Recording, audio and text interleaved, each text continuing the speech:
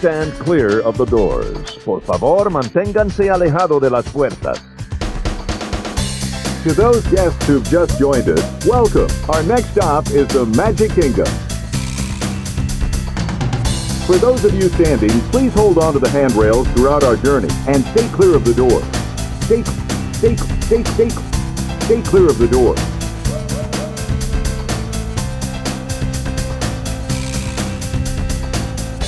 Ladies and gentlemen, we are approaching our station at the entrance to Main Street, USA. Welcome aboard the Monday Morning Monorail podcast.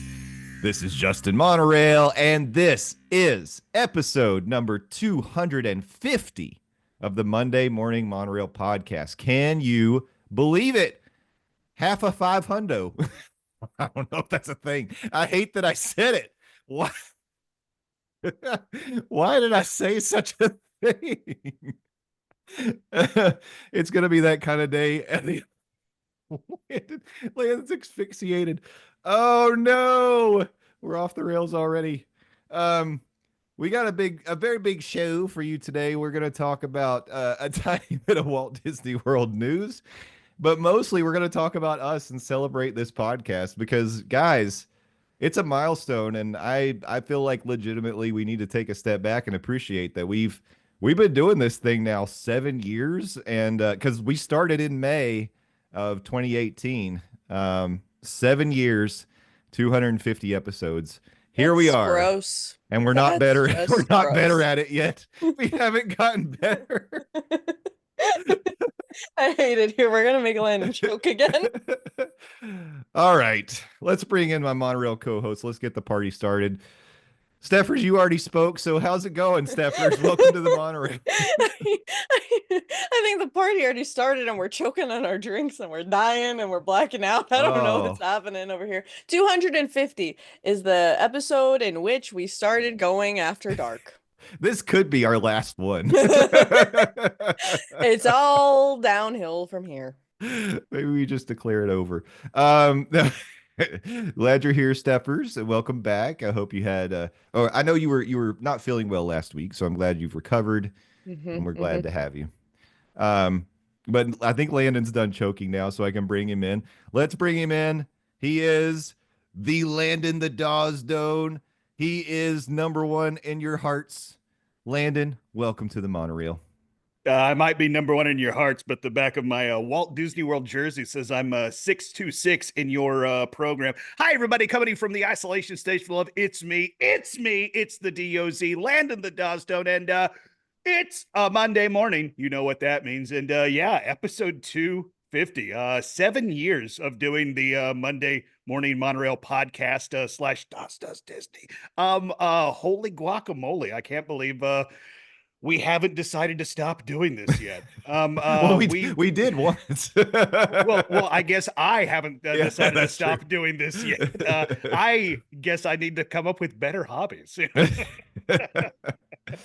Oh, but this is a good hobby. We have fun. It is a good hobby, and to, I guess, spike the occasion, point out the occasion.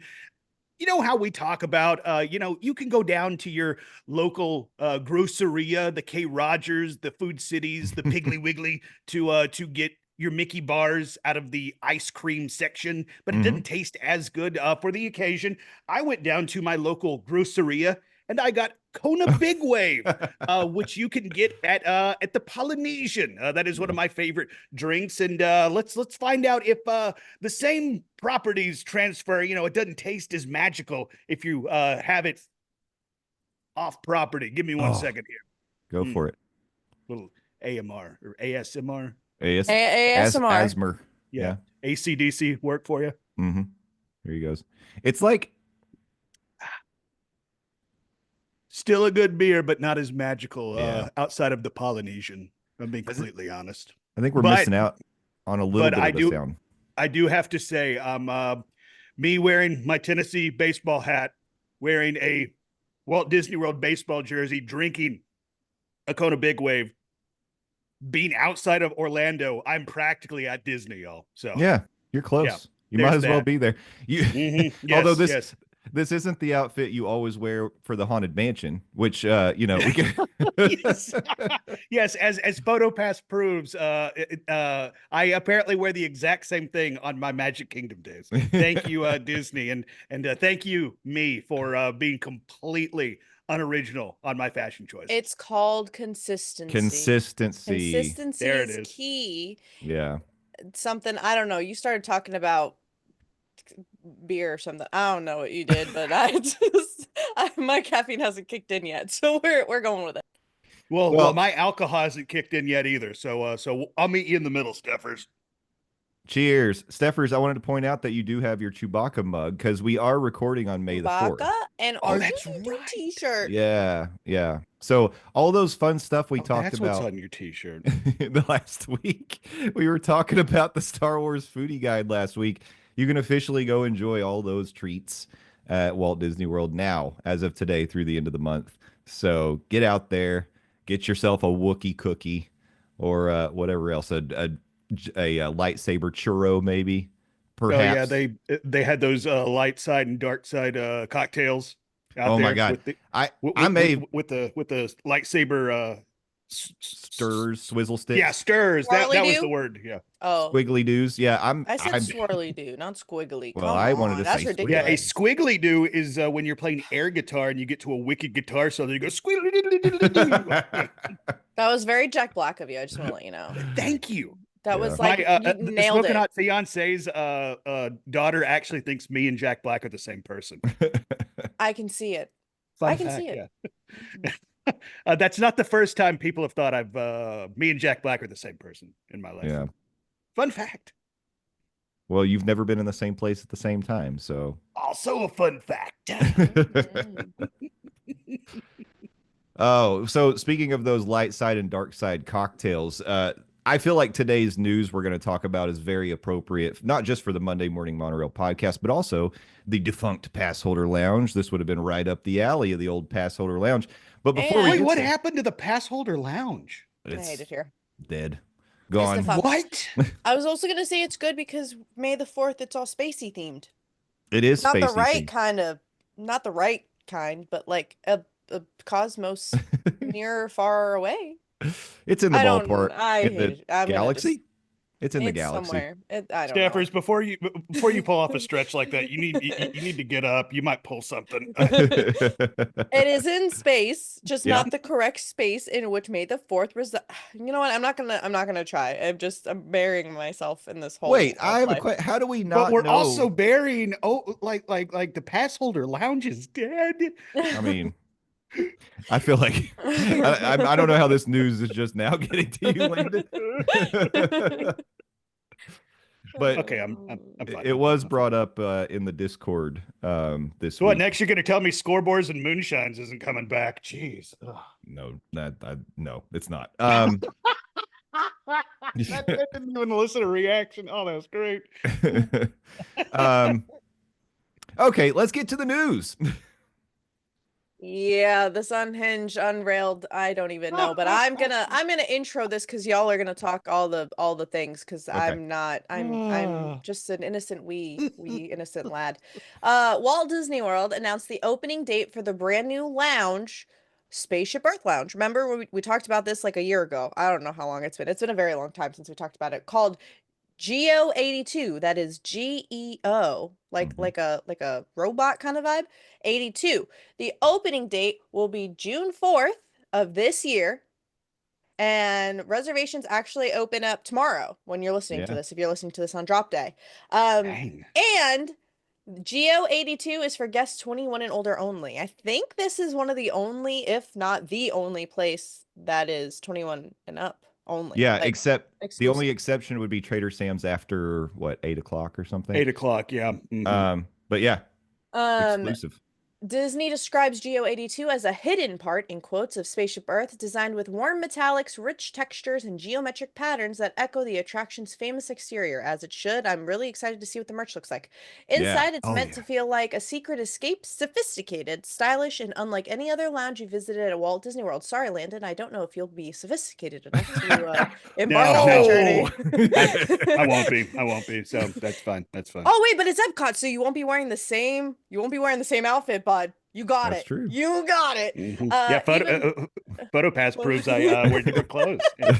Even better, you'll get stunning views Stephers. of World Celebration Gardens while you sip and snack. Oh, that'll be really nice. Remember, we were talking about the views of World Celebration. Yeah. I think this will be really cool. I think Yeah. the Smoking Hot Fiance will really like this lounge. Oh, No, most definitely. I mean, everyone will, but I'm just, I was thinking, you know. this is going to be a hit for sure. Like right off Mhm. the bat. I actually, the fact that you mentioned GEO-82 merch, Stephers, I Mhm. know they've got a couple glasses that you can get if you order. I don't even know if you have to order the drinks, but they do have glassware that you can buy there. I think there's a champagne flute, and then there's a rocks glass that you can get that have GEO-82 designs on them. But I just started thinking, should we be putting something in the merch store for people so they can wear it day one to GEO-82? I mean, we could. We need to drop Ooh. some GEO-82 designs in the merch Most store. def, because holy guacamole, reservations start tomorrow, and then this thing opens next or a month from the day after tomorrow. If you're Yeah. listening to this episode when it drops, this feels like, in my mind, this was something that was talked about. Okay, yeah, cool, whatever. The Spaceship Earth bar is coming to. Oh, holy crap! This is here. Yeah, very fast. But again, they already had this as meeting space, so it probably didn't take a ton of like work to get it, I guess, probably dressed up to be this That's true, sophisticated yeah. lounge. But I mean, it is a quick turnaround. It's very unlike Disney to do something so quickly. They've been working on that pirate lounge in Magic Kingdom for what, 10 years now? It feels very Oh, we're long. getting a Speaking of is there a chance that just doesn't ever come to fruition? I Well- mean, we forgot about it, so Well, you and me, Stephers, forgot about it. Jay didn't, but there's a reason he drives this monorail. I think it's going to happen. I think it will happen. I mean, they've done a ton of work and they've got like walls up and stuff. If they just canceled it, they'd have to, I don't know what they would do. But we're pretty far down the road for the Pirate Lounge. Put I a think. gift shop. That's what they would do. Well, they're taking some of the gift shop away for the Pirate Lounge. I'm sorry, not Yeah. to realign us onto this monorail, but y'all know I don't read the notes until we're doing it. You're not supposed to This admit that. first, it's fine. We're gonna go through all the food and drinks and stuff, and the men of this monorail are going to spearhead that because they are more they know more things. Clearly, I order drinks that I don't like a component of it. and We're it's fine. alcoholic, Stephers. You can just That's say not it, what I it's was gonna fine. say. I was not gonna say that. This caramelized leek martini. I'm sorry, you're giving me a caramelized leek and pickled onion in a martini, please. What? Yeah, You get, yeah. you get That's savory stuff. that is a thumbs down from the head drunk on this monorail. Yeah, no, thank you. Pickled onion is what you're supposed to get, I think, in a gin martini. They instead, because with vodka Gin? martinis you get olives. If you do gin martinis, I think y'all You need get- to just give me drinks to try without telling me what's in them until I tell you if I like it or not. Because with that, I'm not liking that. That's not the vibe. Like, I like things separately, but in an alcoholic beverage, no. okay, I volunteered to try that one because I think it'll be very. I love a gin martini. That's my go-to cocktail these days. I can Um, confirm. So, I'm trying to turn more people onto it. Let me just tell you, if you're a person who might want a gin martini, Beefeater is the key. Go Beefeater. That's the way to go. Well, and I'm on the other side of the fence. I am a vodka martini person myself. Yeah, And if you're gonna get olives, get them blue cheese stuffed olives. sure. Fun fact. Yeah, you got to. Those are the best ones. But yeah, I'll try that one, and yeah, we will. So Steffers, I thought of you when we were putting the notes together because Oh, no. because they're right off the page. There's two drinks that you can just cross off because they have Campari in them. So Yep. And the And you sad love part that, don't is- you, Stephers? Well, no, this is where they get you, right? They sound They get you. fantastic. They say strawberries, like what? Listen, I love me a strawberry, whatever rum. love me a rum. Mhm. Coconut, I don't particularly care for, but like coconut rum and whatever. Yeah. Listen, it's not my fault that they ruin it. It's not my fault. Yeah. So this is the strawberry and coconut right hand, they call it. Campari Coconut Cartel Añejo rum, sweet vermouth and strawberry and coconut. I just don't think that'll be up your alley. Also, you should probably avoid the strawberry black pepper sour, which is Campari maraschino liquor, strawberry lemon and black pepper. You It's literally have interesting. me. All of it until the Campari. Well, A I guess lot. Campari's first, but There's a whatever. lot of like what I mean Spiced? spice. Yeah, there's a lot of Yeah. Yeah. spice. I'm looking over the menu. That seems to be the theme of the featured cocktails. Of course, you can I think order standard cocktails, I'm assuming, but Yeah, but but- you're getting a space zing. surprised that seems to be the theme for GEO-82. Interesting stuff. It's a zing and a zang, from space. And it's gonna ping and pang around the taste buds. But like maybe. And you're gonna pay and pay Oh, as well. That's Oh true. yeah. That's Over under on like what are our over under on the cocktail prices here? I'm thinking we're probably talking 1750. I was I thinking would- 16 to start. I was in my mind's eye, I was going $18. So Yeah. I'm gonna go slightly over Jay's over underline. Yeah. I mean it's cocktails at Disney. And this is going to Exactly. again, this is an exclusive location, so That you have to make reservations for, remember? yeah, got to make You have that. to Starting be an tomorrow, if exclusive you're listening member. today, the podcast drops. The brown butter old fashioned. I'm interested in as somebody who is a connoisseur of the old fashioned. We're talking Woodford Reserve bourbon. That is a good bourbon, by the Mhm. way. Brown butter, maple, and then sorry, I'm gonna move my phone off the table. And thanks, Mom. Mexican chocolate bitters. Okay. Yeah. I going back to the theme of this menu, it seems to have a little bit of pizzazz, some spice. The brown butter old fashioned seems to be leaning into that as well. I would try that. I've tried some out there old fashions as well. But that is what I'm honing in on this featured cocktails menu from GEO-82. Yeah, that one's definitely I think up your alley. And the fact that they're name checking Woodford Reserve, I mean, like as somebody who drinks a lot of bourbon, probably to my loved one's chagrin, that is a good bourbon. Yeah. That is a very, very good bourbon. The Mexican chocolate bitters I think is interesting because I wonder if that's that right there makes me go, huh. I've had chocolate bitters. In fact, I have chocolate bitters here at my house because you can make a nice PB peanut butter chocolate old fashioned with chocolate bitters if you use peanut butter whiskey. That you can. But Mexican chocolate I think implies spice, doesn't it? That's what I was kind of getting at. I will admit, as a hillbilly from East Tennessee, I've never had Mexican chocolate, but I would, much to Jay's point, assume it has a little bit of the spice. It So is. Sorry, I Googled it. Oh. there we go. Dark There and we go. bitter with notes of cocoa, coffee, and baking spice. It's a smooth, lingering heat from Mexican chilies. There you go. Mexican Perfect. chilies. All right. At least one of us did their research on this podcast. I know nothing else about anything y'all are talking about, so I figured I could do a little googly search. Thanks, A grow Stephers. googly. Yeah. But so again, this is another cocktail that is leaning into the spice theme of the featured cocktails that they're offering at GEO-82. This is a very interesting choice that Disney is making for GEO-82 because this could end up being a very divisive choice because I mean we already talked about it in the strawberry drinks. Both of them featured a spice theme. We're now talking about it in the old fashioned. I feel like this is going to be a choice guests are going to love or they're going to hate Yeah. when it comes to their drinks being spiced. Yeah. Because even because I know people when we go out to non-Disney places to get their beverages, if they see a spiced something on the menu, that is a no-go for them, Mhm. or they love it. Some people love Well, it. Sometimes I like a spicy drink. See, there you go. Yeah.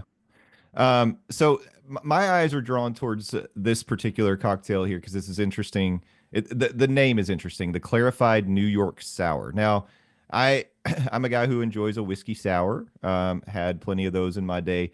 This one, of course, a special twist: bourbon, sherry, yuzu, lemon, and a red wine float. I would Very try that. interesting. Yeah, very interesting. I think Stephers, you might actually be okay with that one. With a red wine float. You might be okay. You might be. Well, I don't know if you're a bourbon person though. Like that's the thing. I mean, alcohol. We'll get you there, Stephers. We also have a highbrow Batanga, which is Reposado Tequila Amaro. No. I believe Batanga is what the beloved character Sheldon said in Big Bang Theory. That's Bazinga, honey. Oh, sorry, my bad. Please continue. But maybe the After Dark Sheldon says that. I thought Batanga Timu was. Sheldon said Batanga. I thought Batanga was a character from Boy Meets World. So. Oh, that's right. I hate it here. Yeah. This is my formal yes. resignation from the podcast. Yes, teenage Landon had a lot of thoughts about Batanga. Okay. Well, Oh, now yeah. you can dream about this Batanga that has Reposado Tequila, Amaro, cola nut, lime cordial, salt, and bubbles. So imagine you get a little bit of a spritzer vibe from the highbrow Batanga. And then the only other featured cocktail we haven't mentioned is the Electron. Again, this one, it's coming at you with some heat, or not heat, but a little bit of spice. Mezcal, which is already smoky, carrot, cinnamon, lime, orange bitters, and pink peppercorn. You lost me at carrot. Carrot. You had me, and then you A lost carrot. me. They just stick a carrot in there. Oh, maybe it's like a bug, not a Bugs Bunny. Judy Hopps. Judy Hopps. There you I had go. I had to do the right, universe. Or, Well, somebody. I was thinking Bugs Bunny too. Yeah. Okay. So was I. Literally everybody was, and then we had to David around Disney's like, oh, okay, all right. Judy Hopps is fine. But Thanks for bringing us back, Stephers. I try.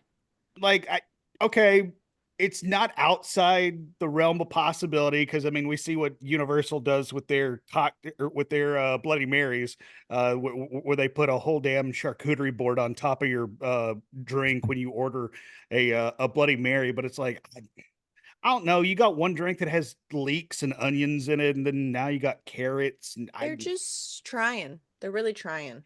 It's that fine. they are Steppers.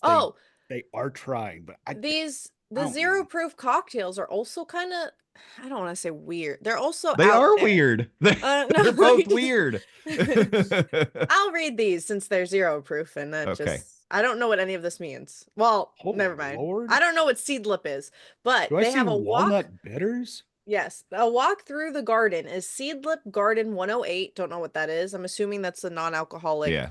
something. Yeah. Basil, fennel, lemon, bitters, and bubbles. Yeah. What kind of bubbles? What? Probably soda water. Oh. Yeah. Oh, why didn't they just say soda water? And then they have a Manhattan in the morning, which is Seedlip Spice 94, Joffrey's Coffee Cold Brew. Yes, you heard that. Joffrey's Coffee Cold Brew, Maple Cherry Walnut Bitters. I would have that one maybe to try. Yeah. Walnut bitters. I didn't know that was a thing. And then they have the normal champagne, the They rosé, do. the whites, the reds. Yeah, they're gonna have wines and champagne. They do have beer, beer. as well, and there's a non-alcoholic IPA. I'm glad that they're adding, even though this is 21 and up bar. There are plenty of people who want to participate in this who maybe don't drink alcohol, so they can participate. They've got a zero proof or couple zero proof cocktails. Most are definitely, enough yes. to Yeah. participate. Yes. Glad. I am glad that they're including non-alcoholic options not only in the beer but these zero proof cocktails. I wish that those were more available in these type of situations throughout the Disney park. So I am glad that Disney is introducing these into GEO-82, and I hope this is a sign of things to come. And they retroactively introduce these to other points in the resort. As Zoe, Zoe's vomiting. She's had enough of this. False alarm. We're good. Yeah. So in addition to the drinks, of course, there will be some lounge food. It's a limited listing, but they do have a chef's selection, which is basically a charcuterie plate. They'll have cannellini hummus.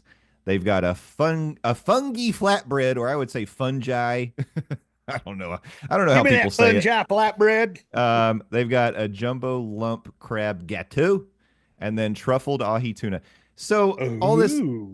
sounds very good. The food sounds interesting and fun. I'm interested in trying that stuff. But here's something I want to say about GEO-82 as we now have covered the food and drinks. I shouldn't there be more nods to like show scenes in Spaceship Earth in their menu? Yeah, I feel like we're missing that. mhm. I would agree with that, especially since, this is the Spaceship Earth bar. I mean, I know it's called GEO-82, and if the name is a tip of the cap to Spaceship Earth, but people are going to call it the Spaceship Earth bar. Let's Yeah. let's call a spade a spade. And going through this menu, our takeaway is they're leaning into spicy drinks as Yep. opposed to talking about the attraction that it is going to be tied to. I think you're 100% right there. Yeah, there needs to be more references to Spaceship Earth. Yeah. How do we Maybe- not have a thank the Phoenicians cocktail? Or Something just like a that. Phoenicians cocktail, period. Yeah. Yeah, Yeah. none of this is really anything. Like, I look at this and if you didn't tell me this was in Spaceship Earth or whatever, I wouldn't know where. You know what I wouldn't you mean? wouldn't really know based on the Yeah. menu. Mhm. Yeah. This could literally be anywhere on property, but because it's GEO-82 and it's Spaceship Earth bar, it's like, okay, all right, cool, whatever. I mean, Like, like it seems like the food menu sounds good. It's like, I mean, I Mhm. would get down on that truffled ahi tuna and Oh, and yeah. them, the jumbo lump crab. I'm not Mhm. gonna even try and pronounce that word. Gato. Got again, hillbilly from East Tennessee. Not gonna try it. And even though I kind of dunked on some of the drinks from the cocktail menu because it seems like Disney's trying real hard, I would definitely mess around with that old fashioned. But it's like nothing says Spaceship Earth to me Right. about what we're going to be getting. Now, maybe once we get in there, the aesthetics and the feel would make me feel different, and the view. And we're about to talk about maybe the nighttime and the fireworks experience wouldn't change my mind, but at the same time, it's like what we have right now, what we're looking at before we get in there. I don't know why I'm talking like this. It doesn't say Spaceship Earth. Right. Yeah, you hand me this menu, I wouldn't know. There's no connection, but that's fine. This could That's literally be anywhere on property. we're nitpicking just because that's what we do. We're filling an episode talking about GEO-82. And Spaceship Earth is my and- girl. Y'all and know spaceship. Yeah, we love Spaceship Earth, so it feels like a little bit of a missed opportunity. But the good thing about a menu is it can be changed, it can be modified, it can be that. Oh boy, updated. can it? Yeah. I Yeah, still miss you, dim ribs. yeah. So maybe in the future we get some more things that are like, oh, I don't know, like Greek theater related or Rome printing is press. burning. The Rome is Yes, yes. burning. Rome is burning barbecue. You could have used the mezcal in a Rome is burning cocktail. Come Mhm. on. It smells like it. You know what I think? Oh my God. Okay, wait. Yeah, that was Let- right there. Listen. You know what I think is maybe this is speculation, don't at me, but whatever. Maybe this is like a tester, like a teaser, this isn't the final menu, Yeah, you that could be know? true. And then But they it's the could launch release- menu. Okay, well, listen. It is important, yeah. I just work here. I'm I, just I trying to be But you work here. Work implies we get paid for this. we get paid. After 7 years, we're getting paid. well, Anyway. don't get your hopes up. Yeah. Stephers, I appreciate you throwing him a bone. I'm just saying, from a PR perspective, you would expect, No, I agree. you No, I know, agree. a launch menu to be a little different. But anyways, it's all good. The stuff The sounds future good. is you. They could have done something with I hate it here. And now I'm gonna the gears are gonna turn for everything they could have named things. Anyway, there's a firework experience if you want to spend $179 per person. We can talk Okay, about Disney, that. give Wait. us the books. We can fix this. Wait. So, like, I just want to give us a shout out, the three of us in this podcast right now, because we said No, the shout out's coming later in the episode. but most likely we had said before we even knew this, they were going to sell a firework Yep. dessert experience in this lounge. Yeah, We we did. we nailed this one. Yeah. So shout out to us. We knew it was coming, but yeah. So yeah, good job by us. We totally knew Disney is going to sell something if they can. I Yep. mean, it was right there Yay? for 'em. Reviews. Question It really mark? was. But so they are offering a GEO-82 fireworks experience. It is $179 per person plus tax and gratuity, and you'll reserve a private table along the lounge windows, prime seating for Luminous, the Symphony of Us, Epcot's nighttime spectacular for now. The fireworks experience includes champagne handpicked by Walt Disney World sommeliers or an event exclusive cocktail if you prefer. Oh, could it be Rome is Burning? There's Rome is burning. Yep. A tasting tower of savory bites. I'm not letting it go. Before the fireworks, a selection of sweets served during the show.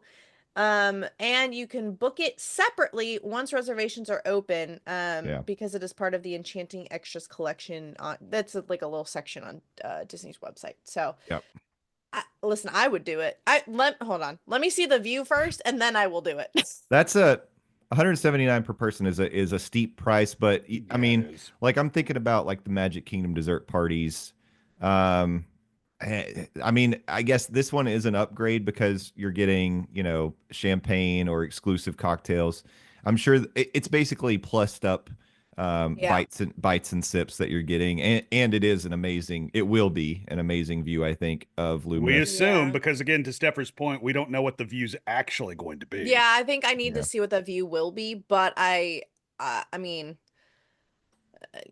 the thing is when you do a Magic Kingdom dessert party, not to poo-poo on them at all, but I've been one of the OGs that sit like an hour before the show on Main Street, like waiting for it. So I've Get your experienced spot, it, yeah. and I've like, you know what I mean? So it's like Mhm. paying for something like that doesn't, and I'm also not a huge fan of Magic Kingdom food. So like it's just not like a thing for me. I love Happily Ever After, but I can go to the Contemporary, the Poly, you know what I mean, for that kind of vibe. I've even walked the park when Happily Ever After is going on, and like that fills my cup. But with this, I haven't seen Luminous. Mm. So, and Mm. I love Spaceship Earth too. So I think it's like the vibe of existing in Spaceship Earth, as amazing as it is, and then getting to just, it like adds the magic. I think it might be worth it. I just have to see what it looks like, because in my head it's giving like Space 220, like you know how Mhm. spoiler, the windows are like you're in space. If You it are in was space. whatever. If Kayfabe, it's kayfabe. if it's that kind of window vibe, but Yeah. like out looking toward where the fireworks are, I think that will be phenomenal. Yeah. There are like very tall, floor to ceiling windows in that Mhm. lounge that go across the back of the building. You don't really pay attention to it because of where it was on Spaceship Earth. It's sort of Yeah. like above the exit. What do they call that? It used to be Project Tomorrow. Is that what they call that now? I think they still call it Project Tomorrow. Yeah, Okay. I I don't think they don't changed think it. Disney's updated that Okay. because like we can't sell anything in there, so we're not going to change it. Yeah. But quite frequently, it's sort of like hidden because it sits a little bit back. It doesn't go like all the way to the edge of Project Tomorrow, I think, if I'm picturing this right. So you don't really look at it. You Totally call it product tomorrow and sell it. Sorry, anyway. Anyways, I think you're right, Stephers. I totally get what you're saying, but I will say, so I just looked it up because I wanted to have this for reference. The Magic Kingdom fireworks dessert party ranges from 119 to 129, tax included. That's tax included, and you get an assortment of beer and wine. You get a variety of cheeses. You get delicious desserts. And then when I did the fireworks party, they also had the pizza spring rolls and the cheeseburger spring rolls available.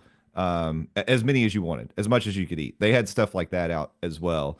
And I will say this to anyone who wants to hear it. I think that the Magic Kingdom fireworks party is great. Like I really enjoyed doing that.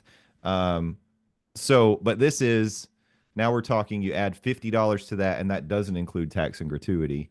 Gratuity, yeah, I wanted to bring that up, yeah, because Yeah. this is I'm assuming a sit down experience, and you need to take care of the cast members that take care of you as well. Yeah. I don't know.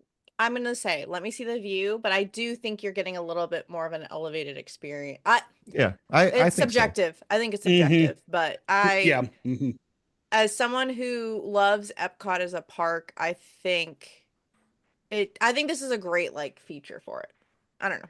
That's just me. And I think so. and yeah, I don't disagree with what Stephers says. I am kind of curious with some of the language here.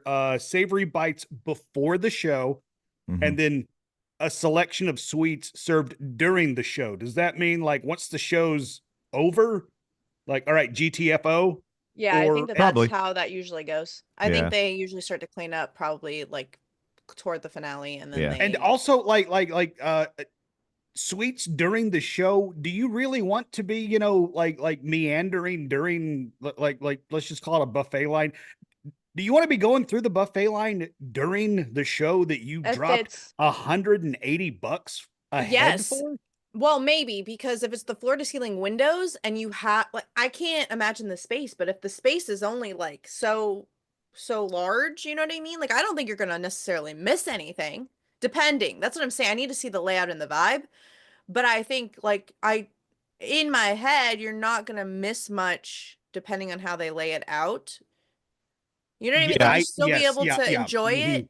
it if the if it I don't know. That's my vibe. I think what you said, you need to see how it's laid out Yeah. is the linchpin here. We need to see what you get for the 179 plus tax and gratuity gets you for this. Like I foresee myself and the smoking hot fiance, future smoking hot wife. Whoa, first time I've heard that. That's nice. I like it. And this is the first time Cute. I've said it, and it's going to be recorded. Neat. Like I foresee us doing this in the future because Luminous is a very important part of our relationship, and EPCOT is a very important part of our relationship. But to Stepper's point, I want to see what this 180 ahead is going to get everybody. Yeah. Good point. I am taking away from this just based on the wording. And by the way, we have an article about this on dismornings.com. This is where we pulled all our information. So go check dismornings.com. But I this to me sounds like you are seated, you're at your table, you've got a position by these floor to ceiling windows, and you are being served these items. Like that tasting tower is brought to you before the show, and then All right. the sweets come out and they deliver them to your table during the show. That's what I think is Okay. happening. Okay. All right. Well, So it you does say don't have to go to the sophisticated. buffet I don't line think then. it's a buffet line. Okay. All Yeah. right. You're So selling me more. okay. So you don't have to miss out on the show that you Right. dropped 180 ahead plus tax and gratuity for. All right. Right. I like that. I like Yeah. that.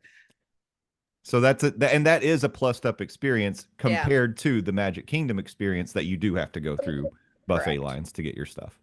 Okay. So All right. yeah. Well, that might make it even more of a positive. That might make it more reason why Yeah. it costs it most $50 more than it would in the Magic Kingdom for a dessert party for fireworks. Okay, Yeah. all right. Still, $180 Still a is lot. $180. Still a lot, Yeah, yeah. yeah.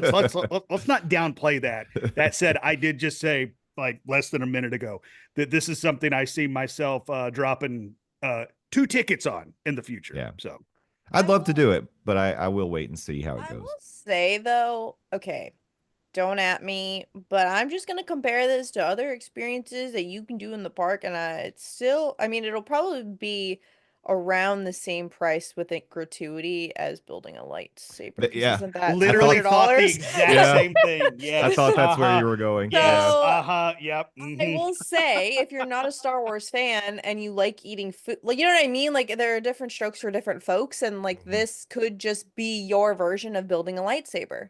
Like Build your food lightsaber. yeah, and In never, your gut. Oh, that's Yep, disgusting. I went with it and I regretted it right away. Anyway, that's all I have to say on that. I'm gonna just Stephers is muted. Yeah. A food lightsaber. Oh, that's gross. May the 4th be with all of us. It's true, you know.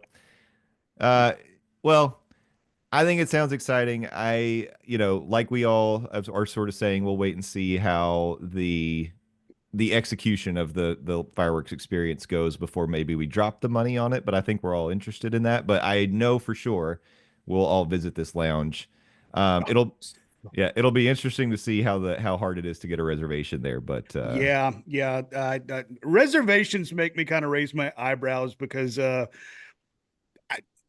I'm being honest, I still haven't been in Space 220, and that's partially because I couldn't get a reservation, partially because your boy just stopped trying because he didn't really hear great reviews. So we'll see. We'll see when I can experience a GEO-82. I'm willing to go with you. You know, I told you, I think I told you all that Casey and I did a walk up for the Space 220 lounge, and we only waited about 25 minutes before they took us up. And so I you don't can think still, it's worth it.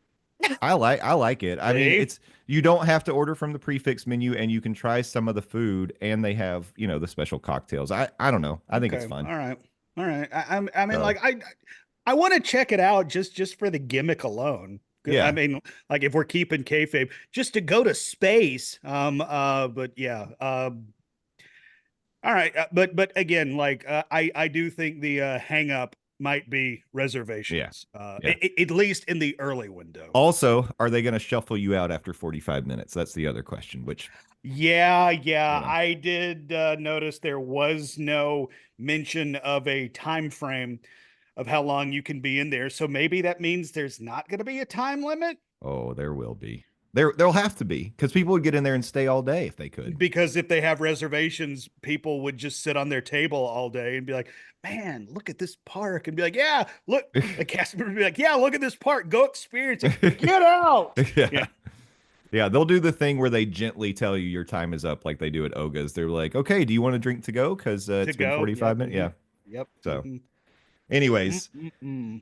we will see how it all goes very, very soon. We're a month away from GEO-82, but we're only a break away from getting to the monorail question of the last several weeks that we've been talking about, villains unfairly ever after. We're going to talk about that, and we're doing a Ask Us Anything style show here to wrap up episode 250. So who knows what pitfalls awaits us.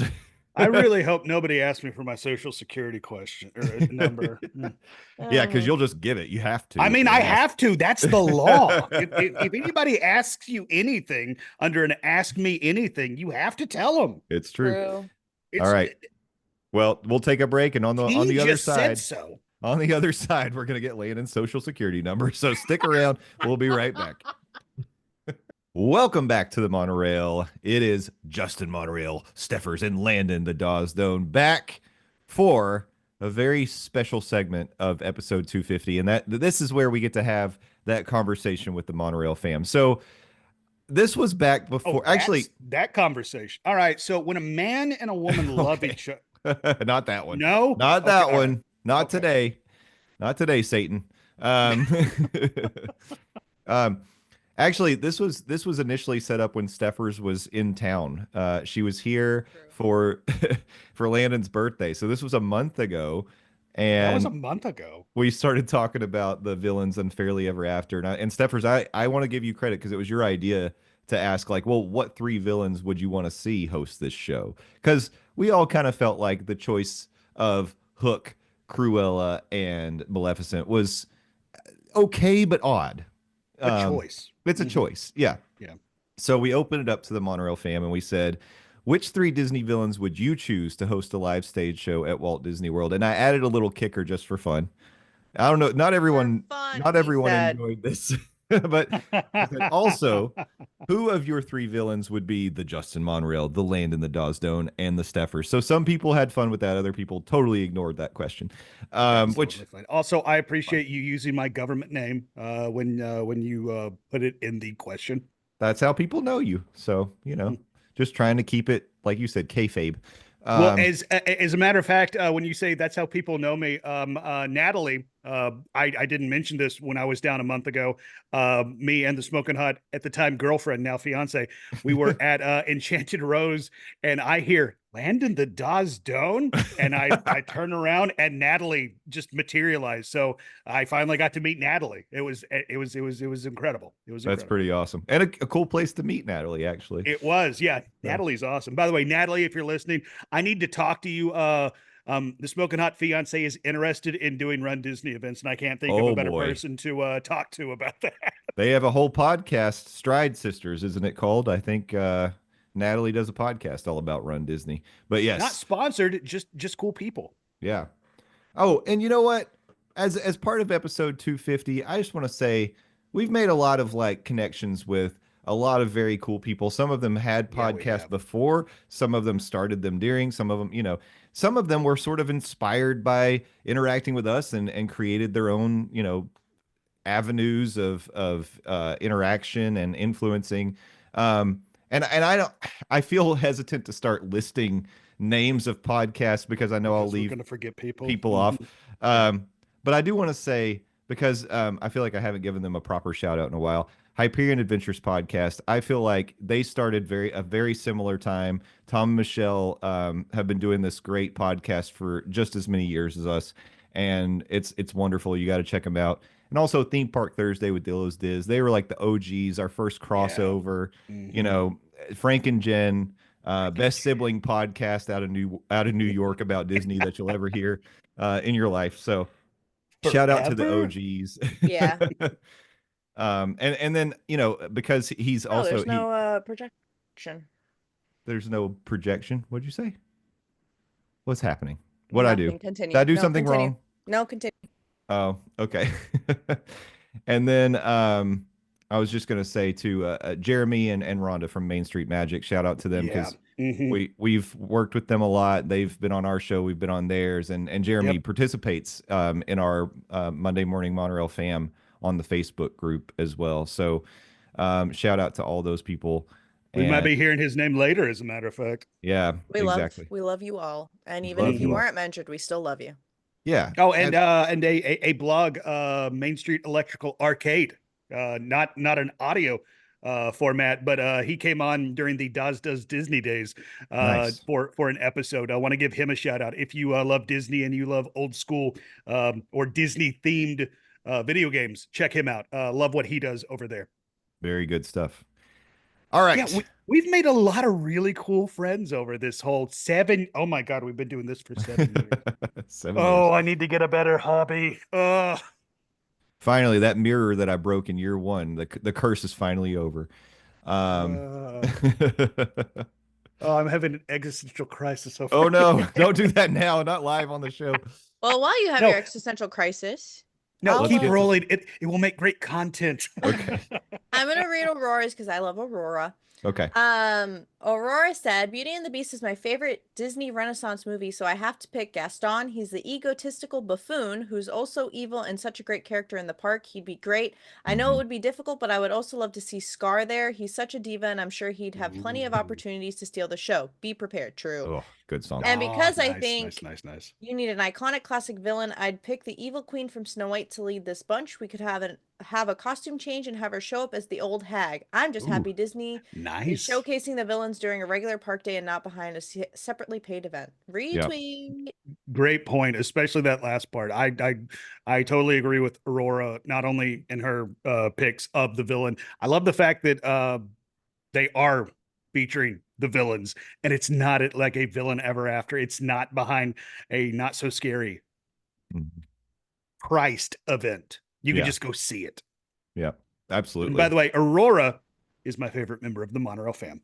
Very good. We got a response here, and we don't hear from Cocktail Bob's beautiful wife very often, but I'm going to throw it to Christina now. She jumped in on the Monorail fam. Yeah, someone did agree to marry Bob, and she stuck she's stuck with him for years, and all 85 feet of him. So shout out to Christina. But she said, I know Bob listens to the show every week, so I know he's going to enjoy that. Hi, Bob. Hey, Bob. She says, I would pick Ursula. She's just so fun as a villain.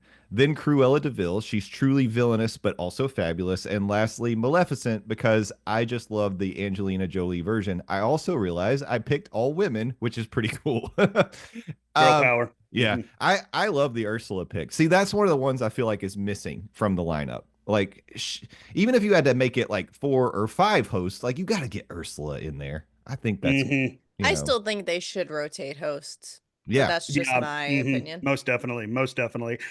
The only issue with Ursula, even though I totally agree with you, is, I mean, She don't have legs.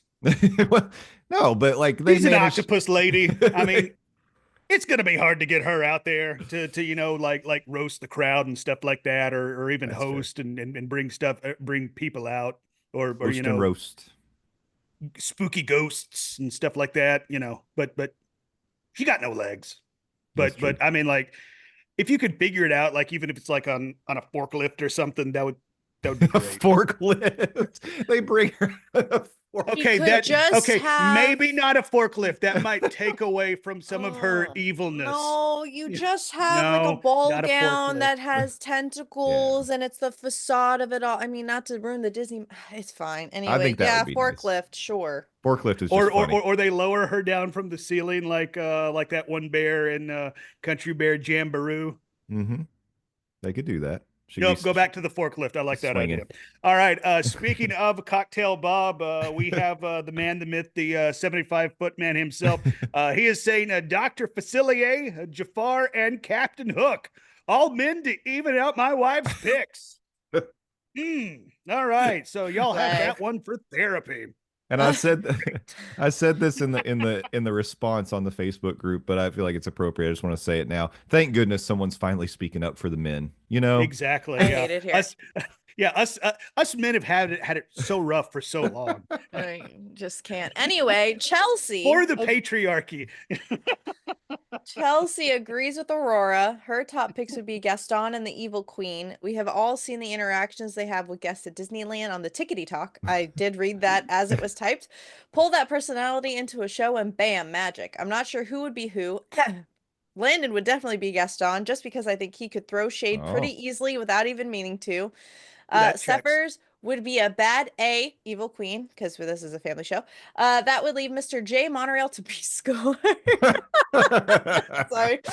Oh yeah, Scar would also be my third choice. I could see him being in charge of a couple height. That's disrespectful. Hey, you can't call me life. a bad A queen and then call me a hyena. Hold on a second. Like herding hyenas over here every Monday. No, that's which funny. hyena would that make? Wait, no, I just figured out which hyena that was. Yes. Right. Yes. Ed, Yeah. You're Ed. Yeah, the one with brain damage. That tracks though. That also tracks. Yeah, that's fine. I love Scar, so I take it. I'll be Scar. No one's prepared. Jeremy Irons. No one's prepared. Oh, I love Jeremy Irons. Oh, he's such a badass. Oh, wait, bad A, sorry.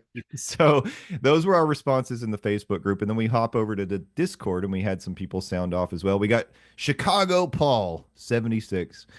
He said, leading off the show, the Evil Queen, the original baddie, deserves to lead off. Next, we're going to need an adrenaline rush. Gaston. He could interact with those in the front row. He's the closest thing Walt Disney World has to Universal's Grinch or Megatron when it comes to fan interactions. And closing down the show, Dr. Facilier. Perhaps in the days gone, I'd be risking the penalty box, but rules be damned in 2025. Taking villains from any Disney property, I'd go with, from the Marvel Universe, the Grand Master, Jeff Goldblum from Thor Ragnarok. That's a good one. That's a good one. Yeah, it's good.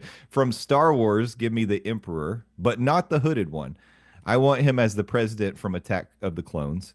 And finally, this is my list, and the penalty box was lost to Canadian tariffs. From partial Disney property, I want a Dalek. Get me one of those or maybe a Cyberman. In full transparency, this list was made on a cruise after a day of drinking. Thinking back, I want to swap one. Real. Hell yeah, Paul. Hell yeah. I've moved on to bourbon during this part of the podcast, so I raise my bourbon to you. Well, he wants the Evil Queen to hand out apples. Not sure that would be safe or hygienic. Oh yeah. No, probably not. But and also the poison aspect of it. I'm not worried about the hygiene. I'm worried about the poison. Yeah. But anyway, very good. Thank you, Paul. Great list. And I love going out. Coloring outside the lines is encouraged these days. There is no penalty box. As you said. Oh, the Grandmaster is just a slam freaking dunk. Oh, yeah. Lost to tariffs. So all good. Landon, you got Katrina? Oh, yeah, sure. Katrina, who is my favorite member of the Monorail fam, the Evil Queen to lead the show. She says Gaston is a must. And last but not least, Hades. I'm imagining Gaston constantly trying to look at himself in the Evil Queen's mirror. I could also see the evil queen rolling her eyes repeatedly at everything Hades and Gaston says and does. Sorry, that one's on me, not Katrina. Which brings me to who is who. The baddie evil queen is obviously our very own baddie, Stephers, as she flips her hair. That doesn't translate to an audio podcast. It's fine. Go to YouTube. She's gonna make me say it. Zaddy Monorail equals Gaston. You got me, Katrina. And Landon as Hades, because both are comical. Thank you, Katrina, because you are my favorite member of the Monorail family. Oh my goodness, that's iconic. I didn't even Made plan me for say you. Zaddy. I didn't even plan for you to have to read that one specifically for that reason, but I'm glad it worked out that way. Yeah, it really did. Oh, and then the last one is our bestie Natalie. 3 villains. I really want to say Froyo every time. I literally just thought the same thing. All right, I'm calling him I'm right there Froyo. with you, I'm Stephers, calling him Froyo. Ursula and Hades, each is cutting in their own way, and I think would make a devious trio. I'm not sure in good conscience that I can assign one of y'all to be Froyo so you can fight amongst yourselves. It's Justin. There's I'm no Froyo? fighting. Yeah, you're okay. Froyo. And then All right. obviously I'm Hades because Katrina said so. So No, congratulations, Stephers. You don't got legs. That's fine. Yeah. You're like Just Lieutenant Dan. Lieutenant Dan. We're terrible. Anyway, ask us anything. I'm already regretting this decision. Okay. No, stop. Okay, so I just have to say, like, I had to refresh myself on Claude Froyo. He's from the Hunchback of Notre Dame. He is, yeah. Oh, He's, I could have told you that. I actually I- knew who that was. I just didn't know how to pronounce his name, to be honest. Frollo. He's the baddie. Frollo. Well, because in Spanish, double He has L's a are a dope Y. song, too. So Is that yeah. true? I thought that. Oh, in Spanish, that's true. I thought. yeah. My That's what I'm saying. my brain is so confused. I thought you said French, and I was like, I didn't know. I thought that was a Spanish thing. I don't do French anyway. Aurora asked us a question. Okay. All right. So we're down to that wraps up we finally put a bow on the We paid it off. It only took us a month. Now we can get to the Ask Us Anything. So this will be. We are good podcasters. As my dog literally barked as I said that. Yeah. We were just building up anticipation. Patient. Yeah, that's right. All right, so here we get to the Ask Us Anything for the big episode 250. So we did, again, I posted this on the Monday Morning Monorail fam on Facebook, the Discord as well, and I even threw it out on the Blue Sky. I don't know that we have a lot. We have listeners on the Blue Sky, but they don't interact as much there. I'm hoping to build that up. So if you're on the Blue Sky, come on. Yeah, give us some shouts. Aurora started out. Did you want to read the Aurora question? It's your turn. It's your turn. Okay. All right. So she says, "Ooh, I have a question. What will it take for Landon to join Justin and Stephers at HHN? Think of the content." Aurora, I agree with you so much, but it's just not going to happen. I don't think it's ever going to happen. He's too much of a weenie. $1 billion. Yeah. He's too For much of a me weenie. and Second Harvest, so $2 billion. I mean, that is what it will take, Aurora. I don't disagree with Stephers or you, the content, and I don't disagree with what Stephers says. I am a weenie. Yes. I was literally in the park for Halloween Horror Night, and I got scared off of the streets and had to take refuge into Finnegan's the entire night. Well, $2 billion. That is my price. Billion with a B. Wait. I have a thought. And trust me, this is never going to happen, but I just want to put it out there. Let's say, let me pick up my bourbon before you start. Go ahead. Okay. Let's say someday Universal asks us out to be part of the media that covers HHN. Would you do it at that point? Because you get to go through with your camera on in the houses, and we would be able to actually capture that content. If it happens, it's not going to happen. He's really thinking. I'm just saying. He's thinking real hard. It's not a no. It's not a no, because it would have been immediate if it was a no. Yeah, I would do it. Oh, yes. Petition. Okay. I'm calling Universal right now. Yep. Oh my God. It's never going to happen, but if Bourbon, why did you do this to me? Oh no. This This is the first time alcohol has ever betrayed me. Well, did y'all know that alcohol makes you do bad things? it does. It does. Yeah, Oh my it's true. God. Well, we'll make sure you're good and lubed up if you ever have to do it. But that would be Oh my God. that'd be a fun time. Stephers, I'm stealing a line from you. I hate it here. Well, we did find something though. That's good. That's the one thing that has. So $2 billion, or if Universal decides to buy us out, give us a media pass for a night. Yep, that would be good. Oh my God. It's on record.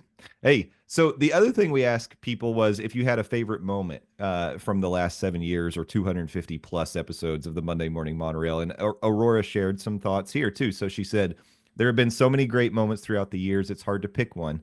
I love that every time a baby animal is born on the Disney resort, I'll hear a plug to name it Monday Morning Monorail. I know I'll get hungry when a new foodie guide drops and you will discuss it and list your most anticipated dishes.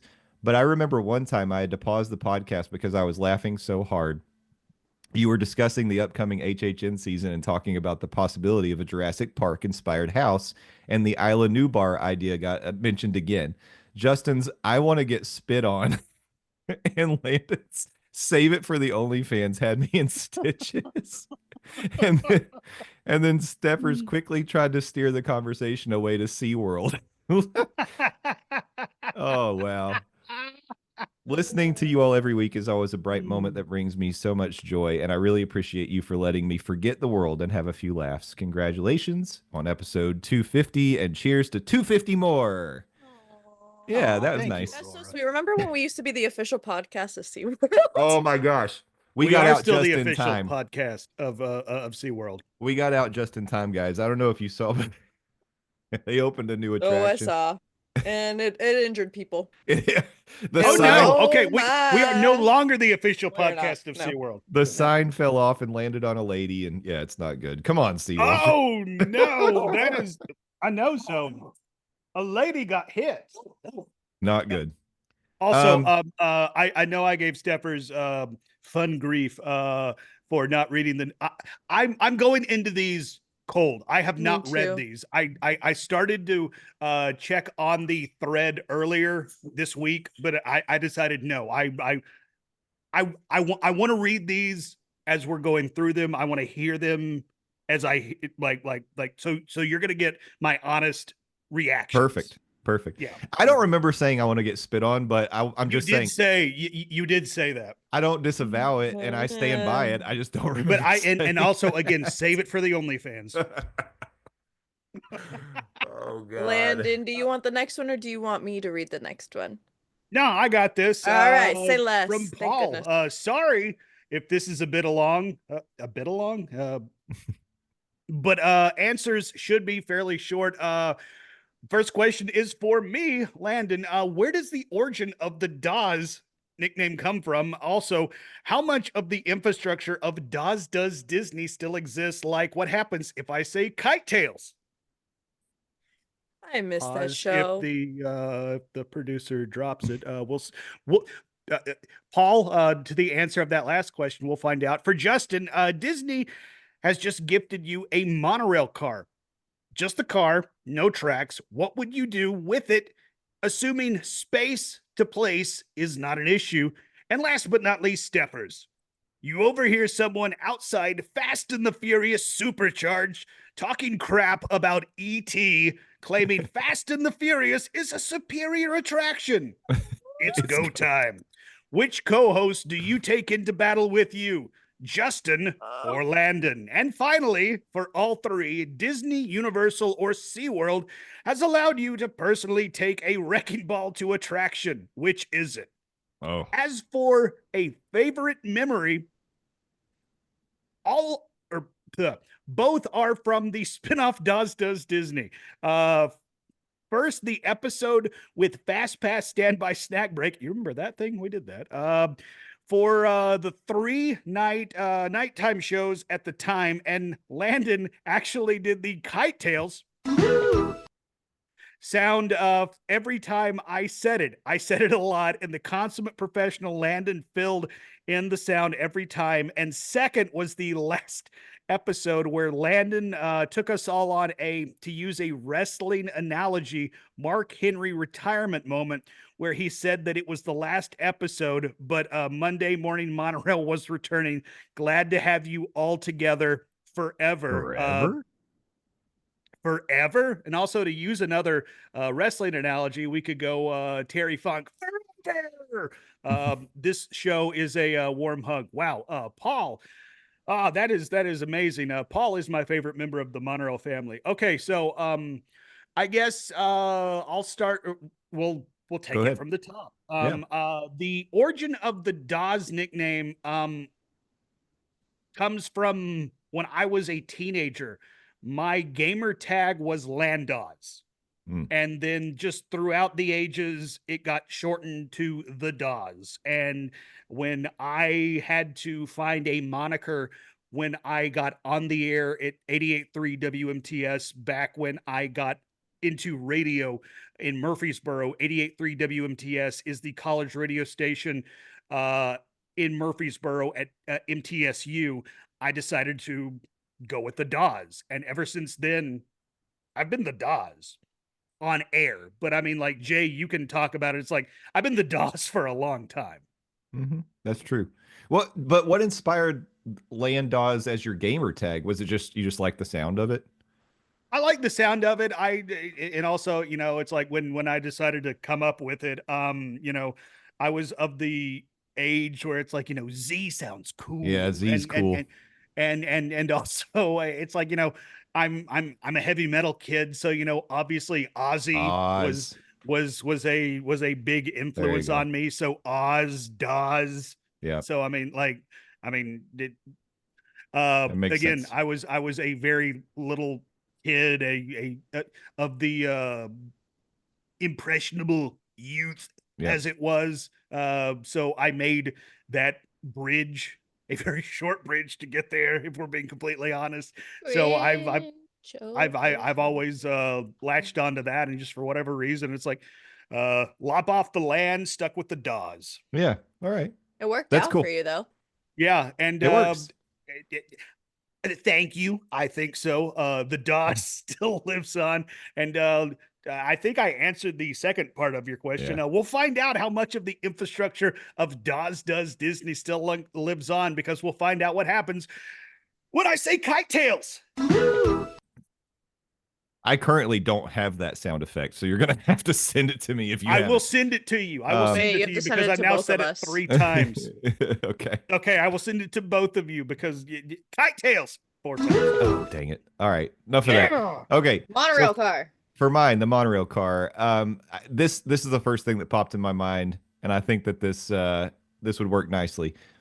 I want to put it in my backyard. Had to be a better way to say that. And I want to make it a tiki bar. I want a monorail tiki bar behind my house. Your backyard. You can't stay out of my backyard. I can't. Just want to get in that backyard. Oh, I gotta think about. I should think before I speak. Phrasing. It's fine.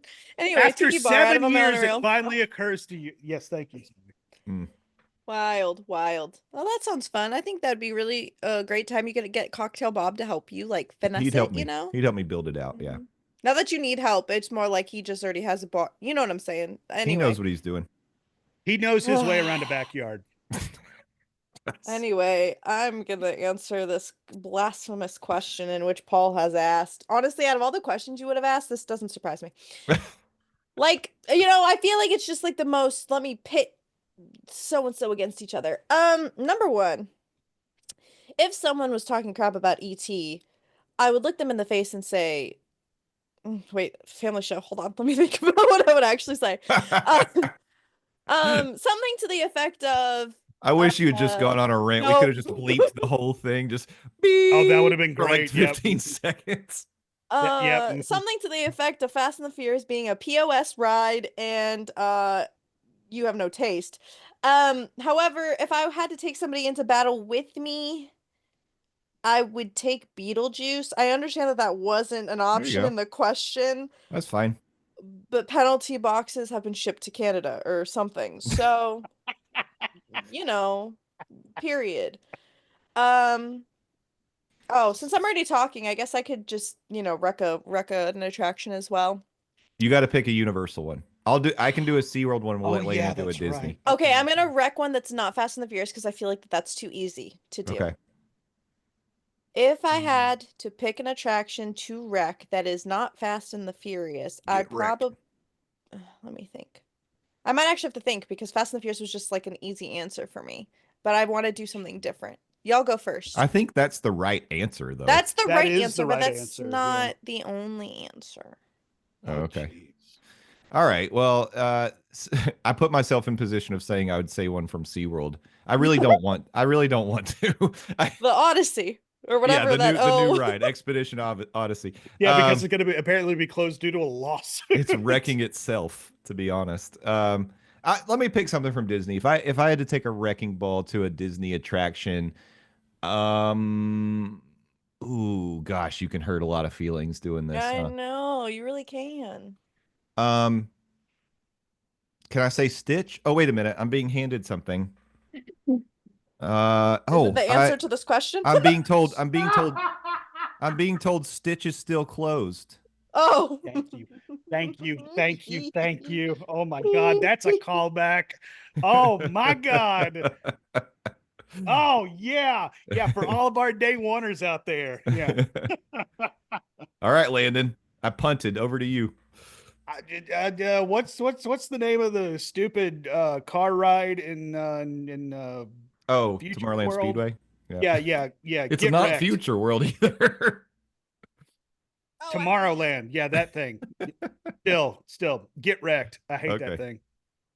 I have an answer. Makes riding around on the people mover smell like gas at one point. It's a good answer. All right, Stephers, what have you got? Stinky. I actually like the Tomorrowland Speedway.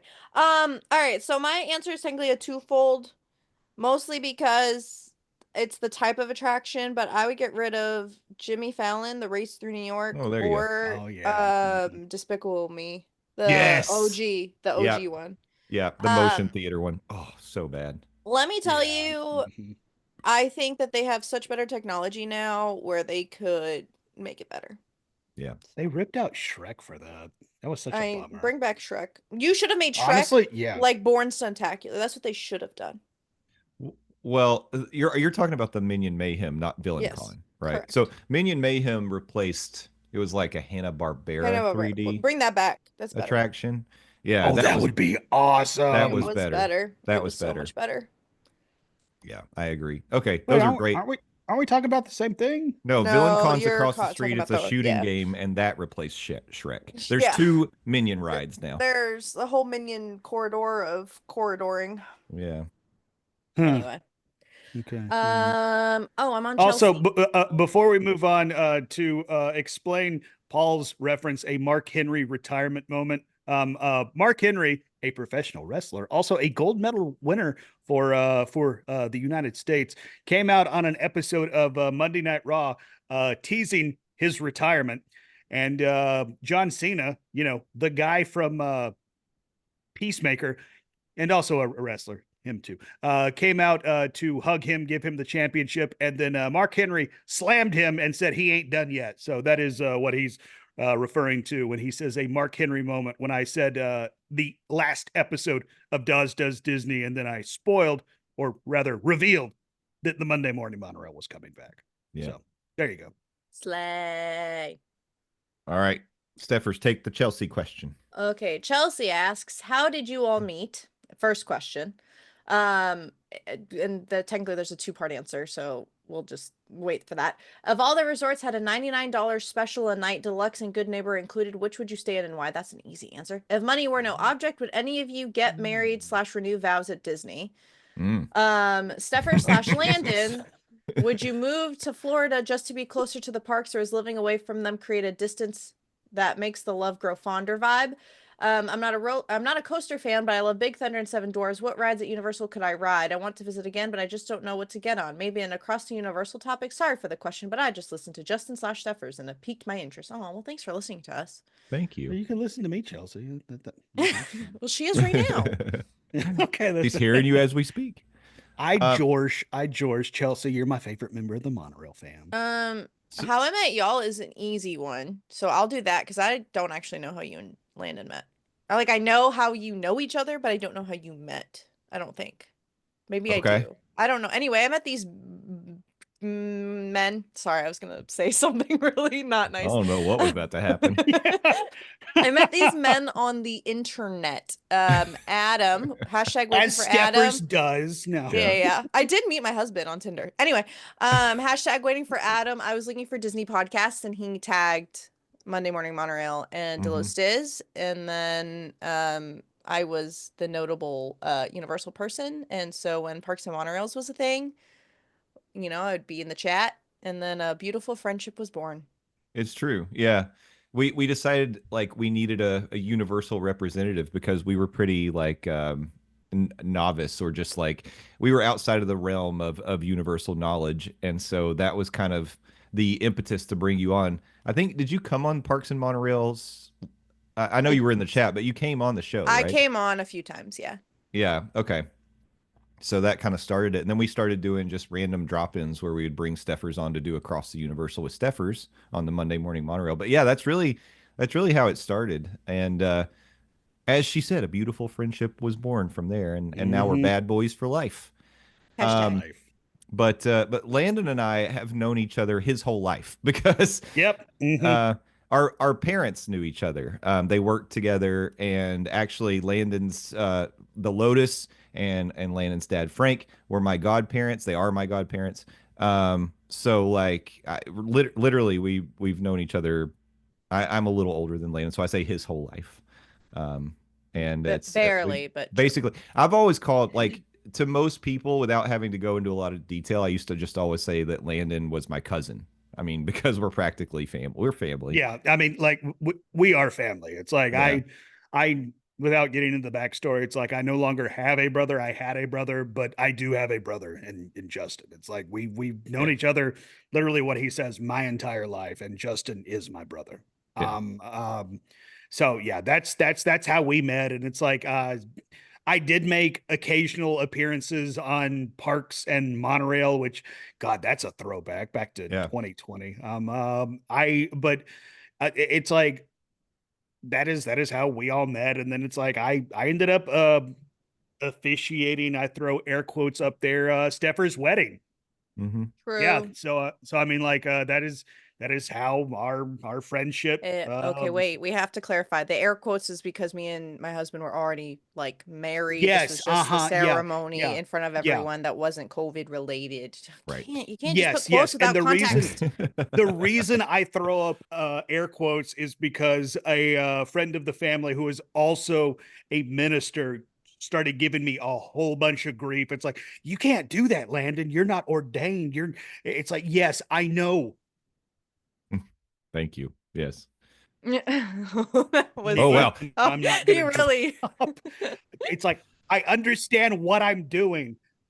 God bless America. But yeah, that is how we all met. And I mean, to Staffer's point, a beautiful friendship. Bad boys for life.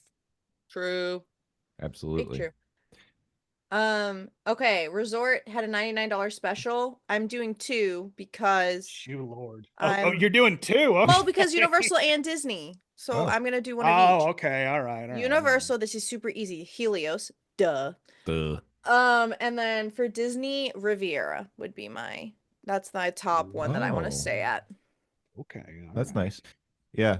I'll do a universal answer. Mine would be Hard Rock because I do want to stay at Helios, but like Hard Rock to me was the first you can just walk to the park kind of hotel that Universal had. I mean, you can walk from the other ones, but Hard Rock's right there. Like, so I would want to stay at Hard Rock. Plus it's a cool looking hotel and, Hard Rock, it's awesome. For Disney, I'm going to say one I haven't stayed at because my favorite is just always going to be the Contemporary. I just think it's so cool. And I'm such a monorail fan. Having the monorail go through the hotel is amazing. But I've never had a chance to stay at the Polynesian, so I'd like to stay at the Polynesian. That's my $99 special. Well, I'm going to steal from both of you. I am going to go my Universal pick, Helios. from Stephers, and then I'm going to steal from Jay for my Disney. I'm gonna go Poly, but I'm gonna go Poly Bungalow. Oh, there you Oh, go. mic drop. You win. You Yep. win. You Mhm. win. Yeah. Mhm. Landon, if money were no object, would you get married or renew vows at Disney? Oh, sweet Jesus. I was hoping we forgot that part of the question. This has actually been a part of the conversation if we're between just friends, of course. Nobody's listening Yeah. to this. Right? I'm not a bridezilla, of course, but if money was no option, Tree of Life at night. Yep. I mean, That'd of be course, it would have to be at night. They can't shut down the animal kingdom, but I mean, like, Disney has a whole website for weddings, y'all. I don't know if They you know do. this or not. Disney has a wing. They just effing do this. Like that's Mhm. all they do. Phone Mhm. calls may or may not have been made about this. Thousands of dollars may not be required for this, but Tree of Life. Mm-hmm. Tree of Life. Yeah, that'd be great. Tree of Life. Here's the thing that I'll throw like the wrench into this. Your partner would have to also want to do it. So it's not just a money thing because I don't think, Yeah. Uh-huh. Oh, yeah. Uh-huh. you know, Yeah. Uh-huh. Yeah. in, Uh-huh.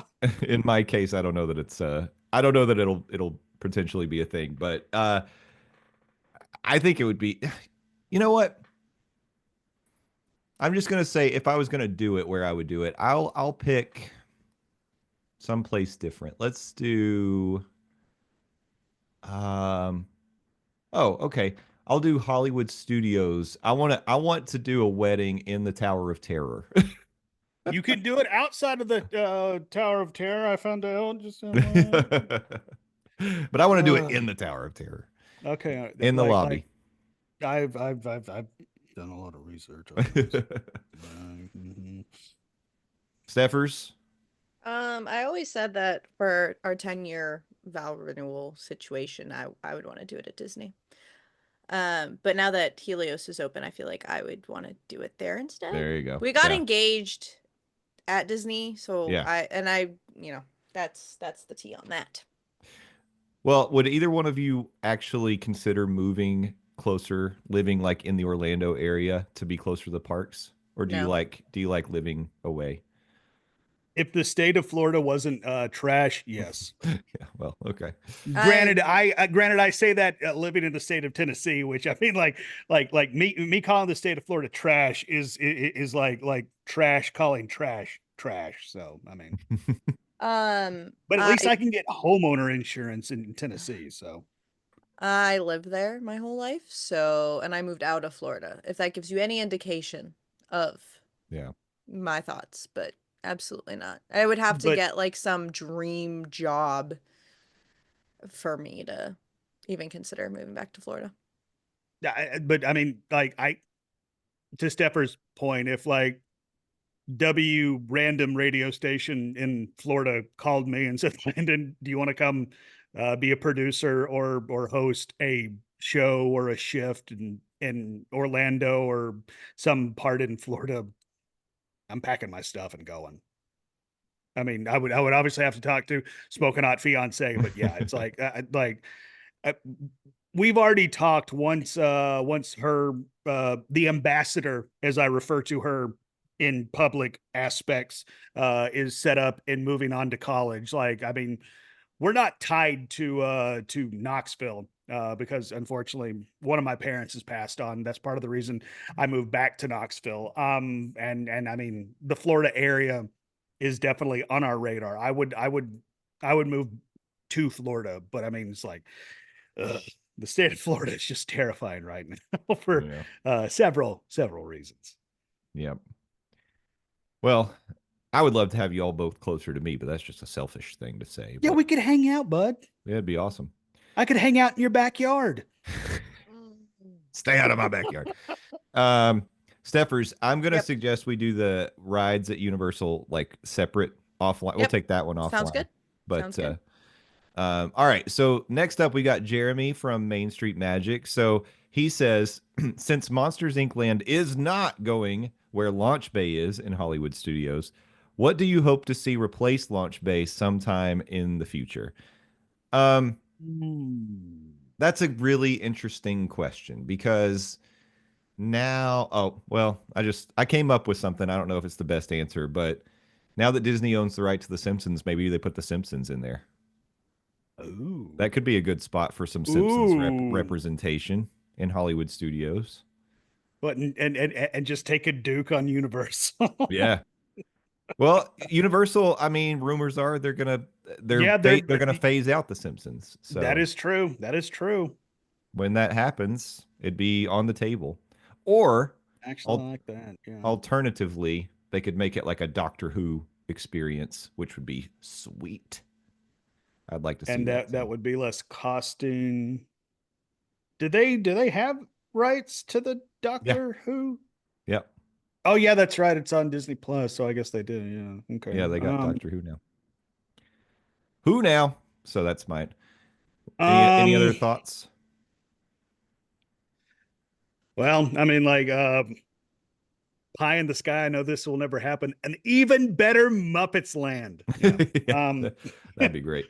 Yeah. I actually really like your idea of Springfield. Like,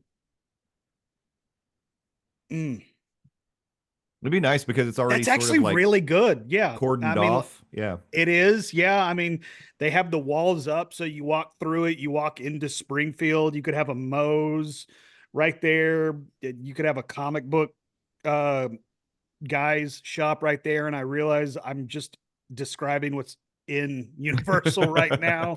But you have to have a Moe's. Like you have to have a Moe's. Yeah. And honestly, I kind of think I kind of feel like you have to have a Duff beer garden just to keep with the vibe, the feel of Hollywood studio, which I mean, like it's a very drinkable park. Drinkable part. Yeah, it's true. Am I wrong? It's just that's a funny phrase. And having a walk up outdoor bar / quote unquote beer garden. I mean, that again, I know I'm just describing what Universal has for Springfield. I don't want Disney to copy paste what Universal has, but at the same time, it's like some of it works. I mean, granted, what some of Universal has doesn't work. Unfortunately, part of that is the ride, because I say this as a Simpsons fan. I hate the Simpsons ride, but the aesthetic, the atmosphere of Springfield, I think a lot of it is great. I don't like the carnival aspect of it, but I mean, like Moe's and the Duff Beer Garden and just the feel of it, I think works. Yeah, I think if Disney can transport that into Hollywood studios, yeah, that's your answer. And that would be the spot where Disney puts the Simpsons. It doesn't fit in Magic Kingdom. It doesn't fit in Epcot. It doesn't fit in Animal Kingdom. It fits in Hollywood studios, right down the road, quote unquote, road from Toy Story Land. Yep. Be great. Stephers, do you have any other alternatives for Launch Bay? The problem is anything I could think of. So like even the Springfield idea, like people would be too quick to compare it to Universal. So it's really hard to like come up with something unique. Yeah. So I don't know. There are too many new things coming, so I can't pinpoint exactly what I would want there. Like there's too many IPs that I'm like, oh, this could work, but this could work. Could it work? I don't know. But Springfield probably fits the vibe the most of Hollywood studios. The other thing that comes to my mind would be like our version of Avengers Campus, basically. In that area. Would be good. I feel like it would be too scrunched. Like I don't feel like it's tight, but I don't think Avengers Campus. Well, you've seen it. I haven't been there. It's not huge, is it? I mean, it's not huge, but it's not small. They got attractions in Avengers Campus, don't they? Yeah. Do they have room for attractions in the Launch Bay area? Well, they cleared out that office, or they have been clearing out that office space that sits behind the Launch Bay. So I would imagine, I mean, that's a pretty big space. They could put some attraction back there. It's possible. but I don't know. I don't know how much room they actually have. Okay. All right. Well, and honestly, it's going back to the Springfield thing. I kind of feel like if they're going to introduce a Springfield area, there's going to have to be some sort of attraction, Yeah, right? sure, of course. Yeah. Like, tie it to the beloved, but didn't well, I don't know if it sold well or not. I don't know. I was going to say that. Simpsons hit and run video game from the turn of the century. Yeah, Video there you game. go. Yeah. Do that. It could be Homer driving you around Springfield, similar to Mickey and Minnie's Runaway Railway. So there you go. You already have the technology. Boom. You're welcome, Disney. All right, Landon, you're up next. Oh, we are going to my favorite member of the monorail, Nana. Question for you all. What do you guys think are the objectively top 3 parks in Orlando, Disney and Orlando? What? No, go. This is a wild question. Go ahead. Oh, okay. Sorry. I thought I said something wrong. Top 3 parks in Orlando, Disney and Orlando resort parks and water parks for a once in a lifetime visit guest to visit and why. And then she goes on to say, favorite memory has to be, oh boy. And I just gave her another favorite memory. It has to be Landon determining that my name is Banana, not once, but twice, years apart. And another favorite memory, it's not Monday Morning Monorail, but she loved the secret sounds that used to come after the Does Disney episodes. Yeah, those, honestly, I do miss Does Disney. I don't miss editing it. Because that would take up a majority of the day of my Sunday.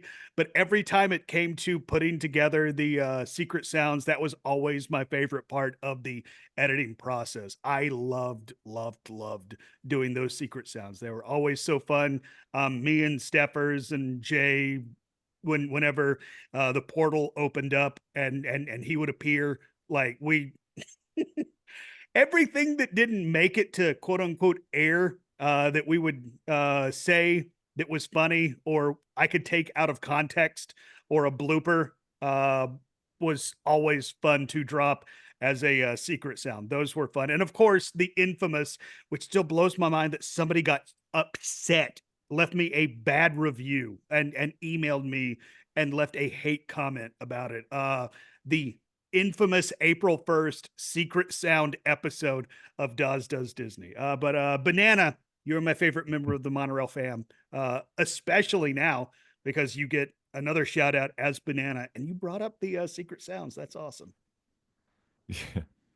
Yeah, those were always fun. Good for a chuckle, of course. And you don't do them anymore. So why do you hate fun? I throw them in sometimes, but that's why they're secret. They don't come every time. You got to listen all the way in if you want to find one. Boo. If you're just handing them to people, are they really that secret? Come on now. Boo. Boo yourself, this sir. man. Go play in the backyard. So you told me to stay out of the backyard. Play in your own.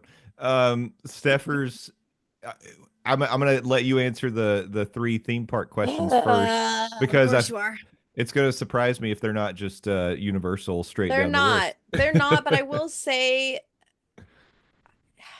you say objectively, but I do think hold on. Before you answer this question, is Epic on the table? No, I mean I haven't been, so I'm not including it.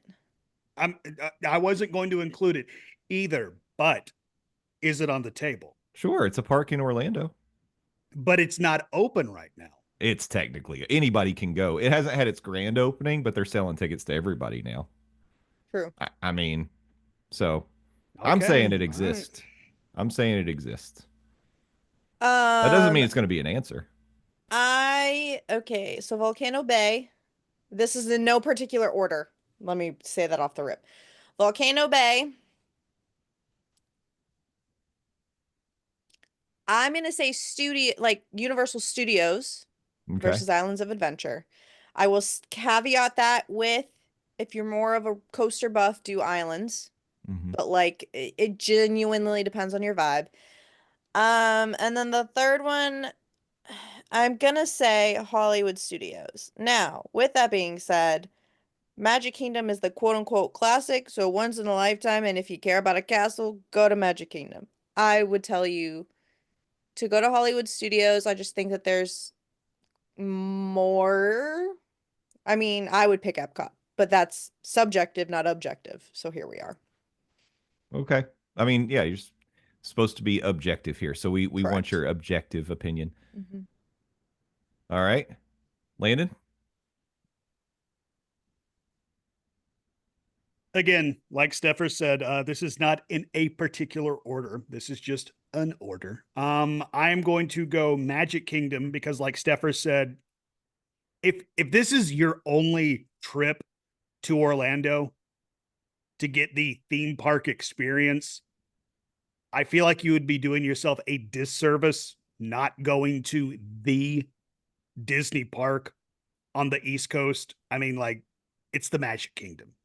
There's nothing like walking after you scan in under the train and you walk down Main Street, USA, and you see that site of Cinderella Castle. There's nothing like it. Mm-hmm. I mean, just talking about it like gives me goosebumps. There's nothing like it. My second would be Epcot. And maybe this is just a me pick, but Epcot is a park where you can literally ride no attractions and still have a phenomenal filling day in the park, just drinking in the atmosphere that Disney has built. And not only drinking, but drinking and eating while you walk around. Because you can experience everything from around the world by just being in Orlando, Florida. Yeah, I know you could get a passport and go literally around the world, but that's going to cost you thousands of dollars. Yeah, that's true. But you can get an appetizer of that by just going to Epcot. Mm.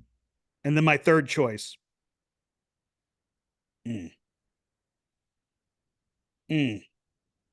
I'm torn between Studios of Universal, and I'm torn between Islands of Adventure.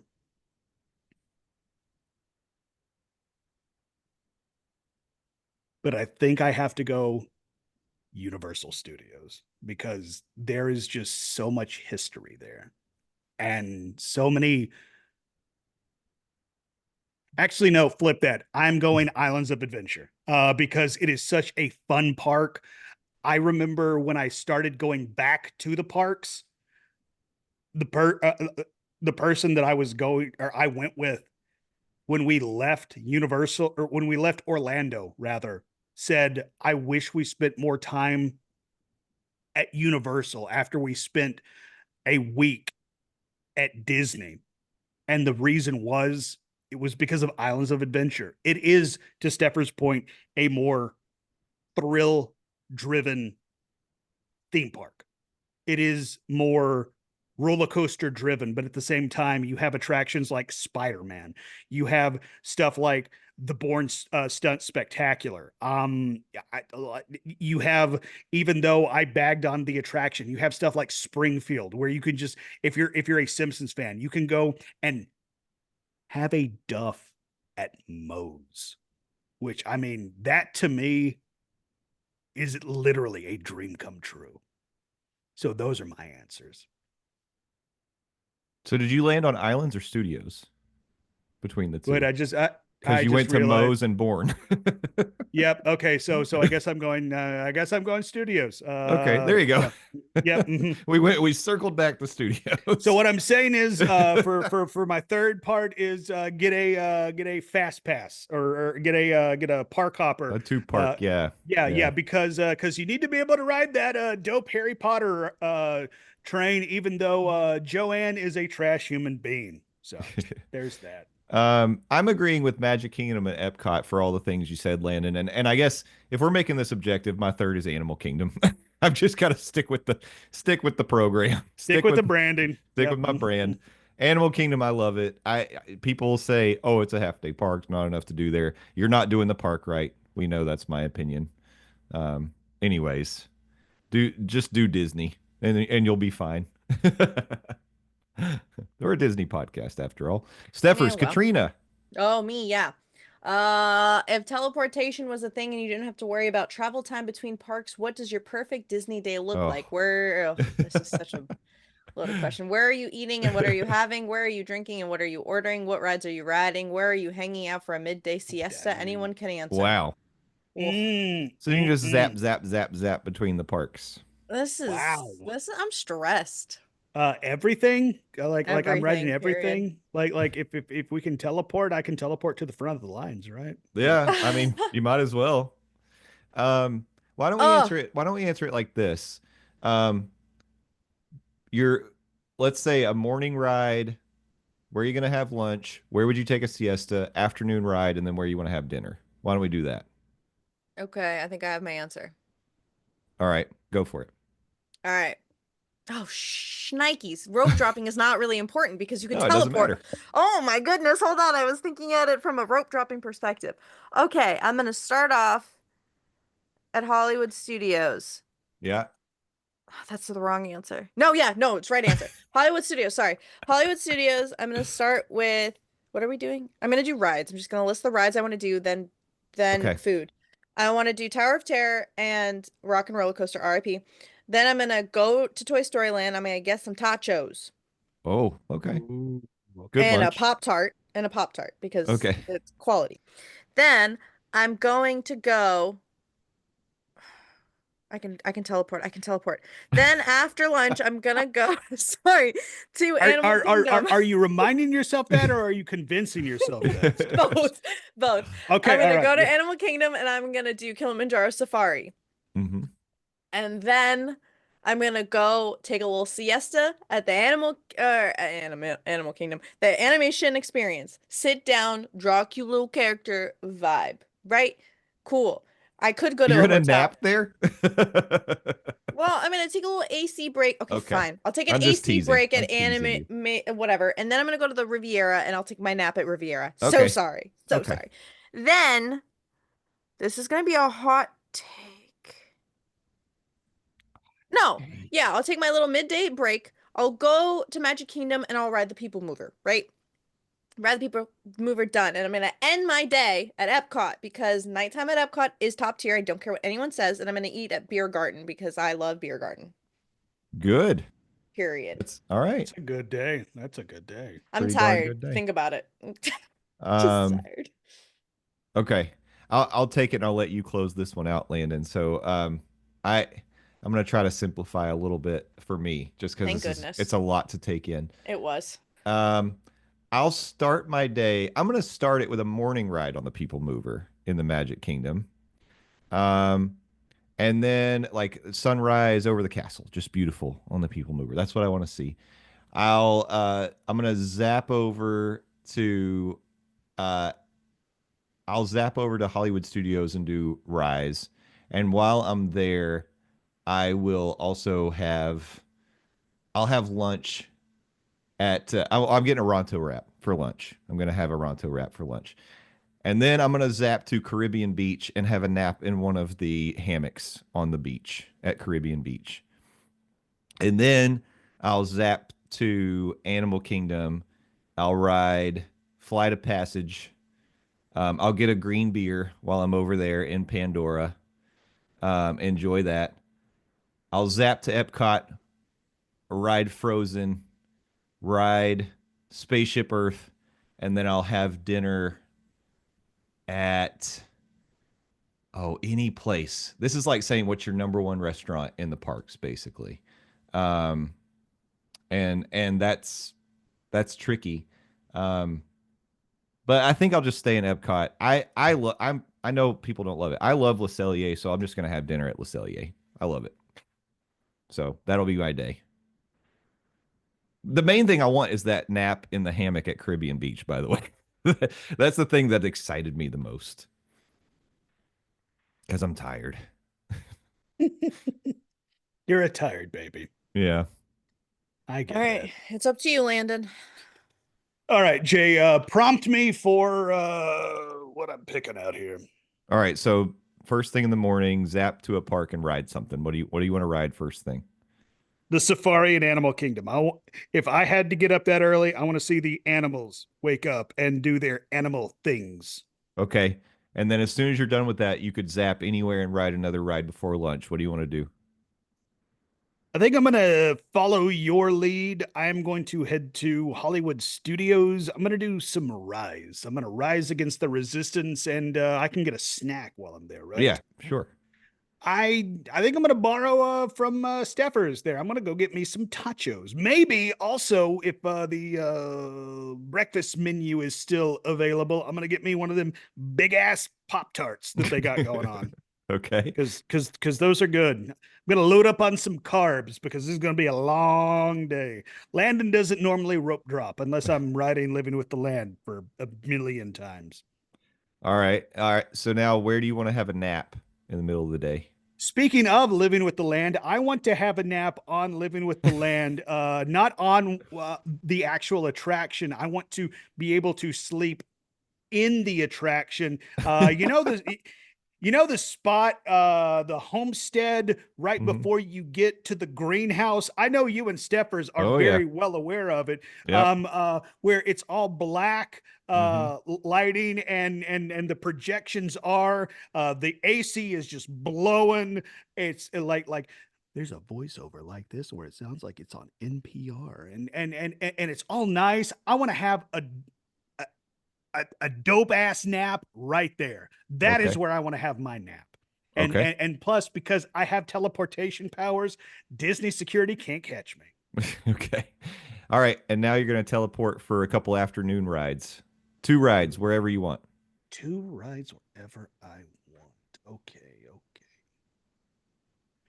I want to be able to catch the people mover right when the sun starts to go down so I can see the sun give me that little kiss as it says goodbye across the skyline over the Magic Kingdom.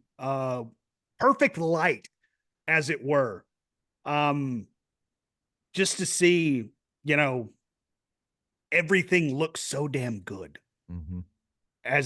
And then my final ride, I want Tiana's Bayou Adventure like we almost had, but I want to time it just right. I want Tiana's Bayou Adventure where right as we crest and right when we start to fall, that's when the fireworks start.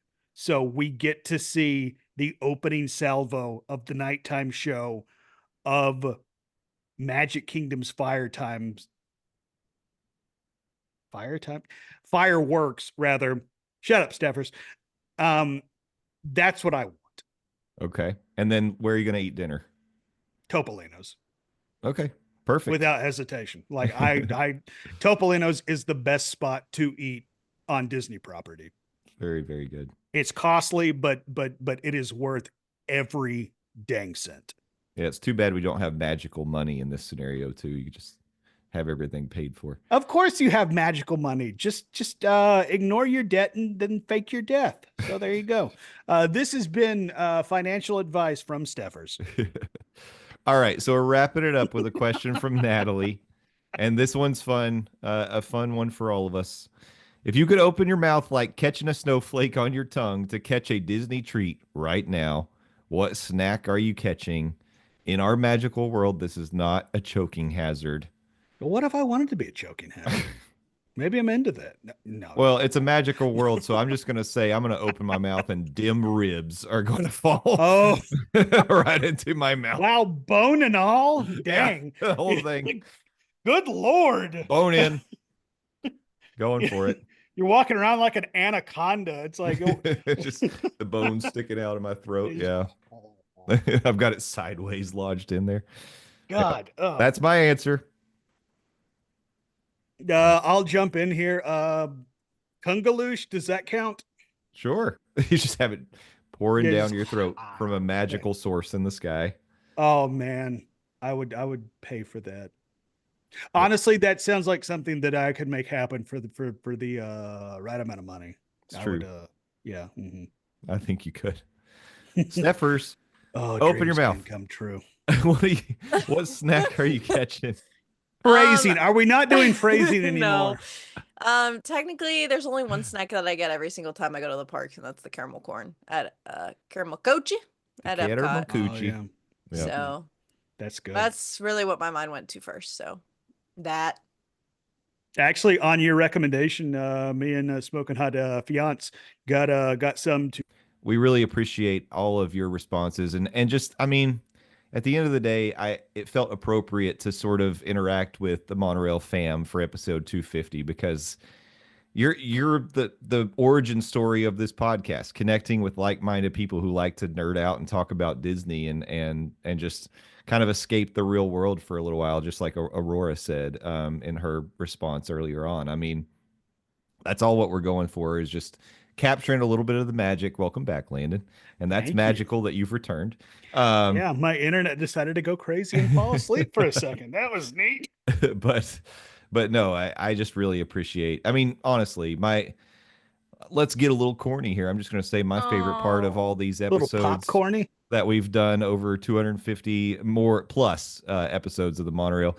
My favorite part of that is interacting with all of you and being like having the companionship of the Monorail fam, the listeners of this show, and getting to interact with you guys is really what it's all about. And it is, yeah. If it wasn't for you, we would stop, honestly. So Oh, yeah. Believe me, as somebody who's done this for almost 7 daggone years, straight, if it wasn't for y'all, the lovely listener, we would have stopped doing this. I mean, like, we love talking about the theme parks, but knowing that y'all are sharing a little bit of your time on a Monday or a Tuesday, or it might be a third, whenever you're listening, the fact that you're giving us a little bit of your time, you could literally be doing anything else with your time. But the fact that you want to give us 3 ding dongs talking about magical mouses and their theme parks,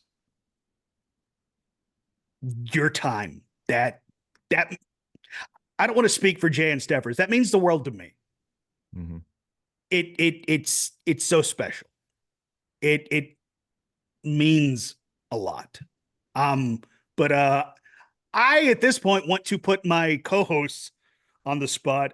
Is there any moments that stand out to y'all over the last 250 episodes of the Monday Morning Monorail? And I'm going to open it up to Dawes Does Disney as well, because damn it, we did that too. Yeah, you would like to highlight? It's, I would say it's sometimes when you ask a question like that, it's hard because some of it blends together over the years. Oh, it most definitely does, especially when you edit it. I know that. But one of the things that will always stand out to me was when we were still recording in my house in Knoxville, and it was when we had cousin Kevin over for the first time. Lord.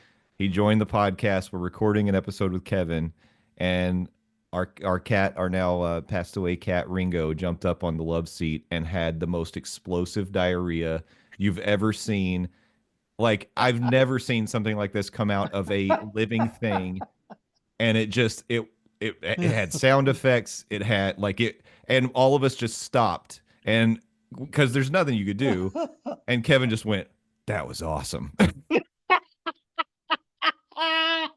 That's terrible. And we had, and unfortunately, because I was like, I got to cut that out of the podcast, but I didn't keep it. Like the sound, I should have kept that sound because it was incredible. It was the type of sound if you kept it, you could have retired on just selling it out to Hollywood studios. We're in the middle of talking about something, very serious about our podcast, and then Ringo hops up and he's like, "Here's what I think about your podcast." And just empties his butt all over the love seat. Oh my God. It was incredible. Oh yeah. And there were moments too, like I just want to say, going back to the beginning, like recording with the kids and Sam, like us sitting around, like some of the one-liners that, both McKenna and May would come out with were they were classic. I mean, I think that like the kids were a real highlight back in the day, and now we've had to replace them with noted youth Stephers because we were old. We had to bring some youth back on the podcast. Yeah, the olds had to. Thank you. And she's got her own one-liners that are hilarious now. You do, like I just work here. Yeah, the olds had to get another youths. I quit. I hate it here. These are all classic Stephers lines. Yep. But yeah, I just in general, just having the chance that we did to record with the kids and spend time with them was great, and created some memorable moments for everybody, I think. So agreed. Yeah. I mean, I wasn't here for 250 episodes worth, so just the community of it all is probably my highlight. And it's given me a deeper appreciation for the parks, considering I did move out of Florida. So, without y'all, I wouldn't have an officiant for my wedding, quote unquote. That's true. So. Oh, holy crap. Oh, damn. That hits heavy. Yeah. Yeah. Bad Boys for Life. Anyway. Bad Boys. Bad Boys for Life. Follow us on places and do things. If I had to give an answer, kind of piggybacking on what Jay said, I have gone back and listened to some of the earlier stuff and then like jumped forward several hundred episodes because we have that many. Oh my God. It's hearing the kids kind of grow throughout the years and kind of develop their voice and develop who they are and come out of their shells in some instances. That's kind of one of my favorite moments of the Monday Morning Monorail. It's not a moment, it's moments, I guess. But if I had to like pinpoint a segment, and yes, okay, yeah, like this is me being narcissistic. Landon Peace Theater. That was good. That was good. Like, and honestly, it's like, and if I had to piggyback on that, it was the Bears attack here recently on Does Disney. Well, I say recently, I don't know how recently it was, but that was kind of the impetus. Yeah, I think I used that word right. That brought back the Morning Monorail, because I texted Jay and I said, I feel like this thing I did made me feel like this was something that I did back in the day of Monday Morning Monorail. And then he called me and said he was getting the itch. And here we are celebrating our 250th episode. Yep. Full circle, baby. We're back. We're right back where we started. Bad Boys for Life. Bad Boys for Life. Well, it's a pleasure recording with both of you we do this on Sundays typically behind the scenes, but I love spending time with both of you. It's a highlight of the weekend, and I'm just happy. I'm happy we get to keep doing this, and thank you all for everything you do for this show, because I certainly could not do this by myself at all, and I wouldn't want to, but I wouldn't want to do it with anybody else. So, aww, you're a little softy. Love you, baby. Thanks for being there. Thanks for loving me. Oh, Zaddy's gonna cry. I don't want to deal with it. Follow us on the internet. I don't know. I'm not gonna cry.